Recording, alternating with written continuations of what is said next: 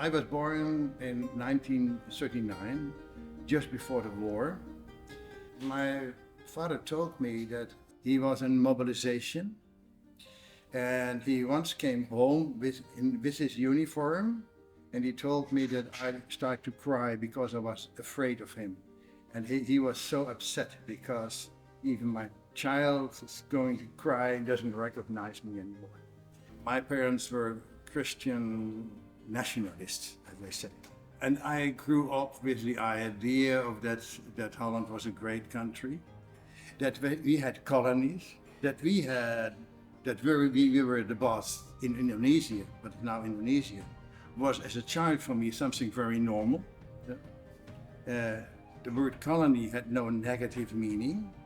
And then my first confrontation with pacifists was in the work camps of the Church of the Brethren, the American Church of the Brethren, one of the conservative pacifist churches from America.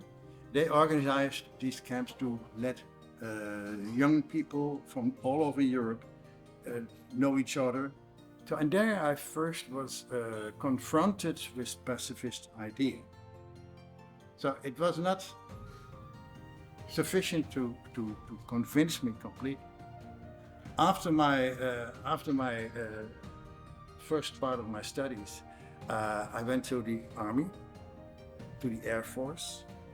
I got an education as officer and as a forecaster, weather forecaster in the German Air Force.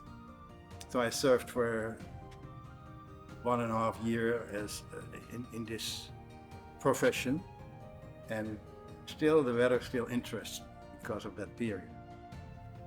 After that, I went to a social academy, and there I encountered more people who put questions between the connection between being a Christian and being in the army.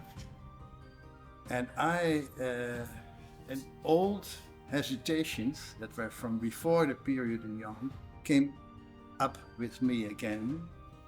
So I decided to make a clear decision, and I wanted to be outside of the Air Force. There was no much connection, and there was no problem as doing any kind of alternative service because I had served already. So I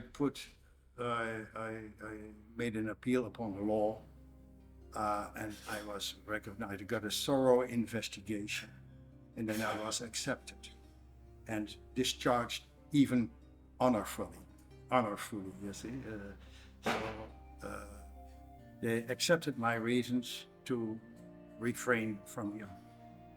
I tried to make clear that being a follower of Jesus and being a military could not be combined for me. You know, I had to choose one or the other. And then I chose for my religious conviction. I went to a psychiatrist. They came even at my home to make an interview with my parents. There was an official commissioner with high-ranking officers and a Secretary of State investigation my motives, etc. I remember they said to me that if in whatever time of the Islam was coming up to Europe, and when everybody would have been a pacifist, I wouldn't have been a Christian at all. And I said, well, if they put the wrong side, they shouldn't have fought with them, they should have converted them.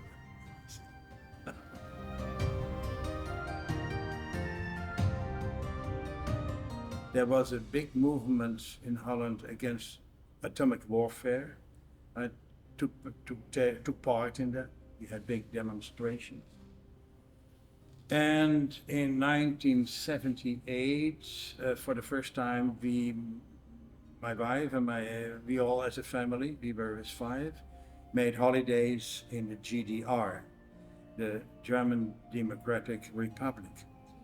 And there were there I encountered people who made their freedom seminars, uh, peace seminars, and there we and from 1978 until 1989, I was there every 2 times, 3 times a year, speak with these people.